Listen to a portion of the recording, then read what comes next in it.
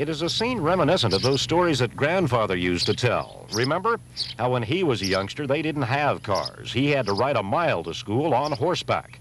The only difference is the way Grandfather told it, it was always through 3 feet of snow. Well, not to discredit Grandfather's story about how soft things have become in the meantime, but this is Tanya Bainey, 12, and Troy Bainey, 14, riding a mile to school every day on horseback. And remember what Grandfather told you about that little white country schoolhouse at the end of his daily pilgrimage? Well, this is the Gun City Schoolhouse today. I pledge allegiance to the flag of the United States of America and to the republic for which it stands, one nation, under God, indivisible, with liberty and justice for all. It is a step removed from the one-room schoolhouse. This one has 2, grades 1 through 4 all lumped together in the classroom of Virginia Leslie, and grades 5 through 8 in the classroom of Judy Hannes. And even with 2 rooms, that's small.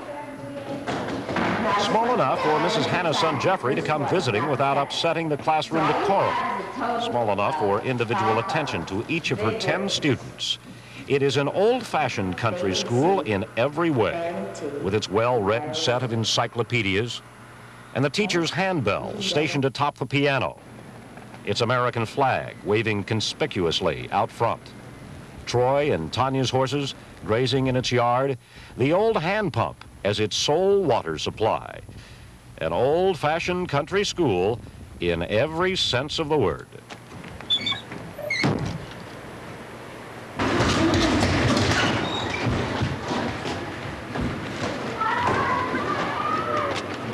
Even in the economic sense of the word, it's an old-fashioned school. A single volleyball makes up the bulk of the school's athletic gear, and most of the textbooks were donated.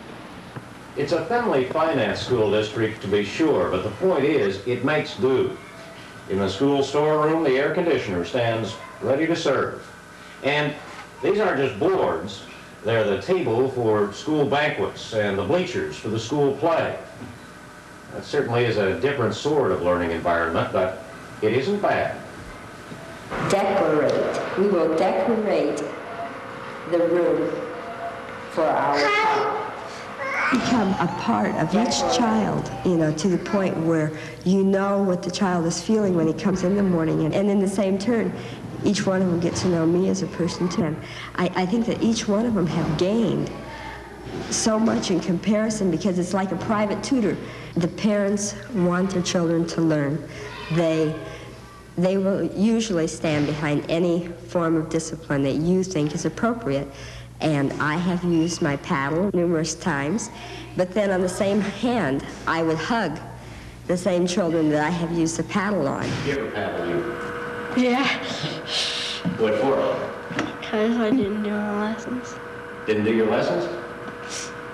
Did you do them after that? Yeah. The little country school has not left us, not quite. And Troy and Tanya Bainey are happy about that. But what about their grandchildren? Who will have to endure the stories of how when their elders were young, they had to ride a mile to school on horseback. Wendell Anschutz, Place to Place, Gun City, Missouri.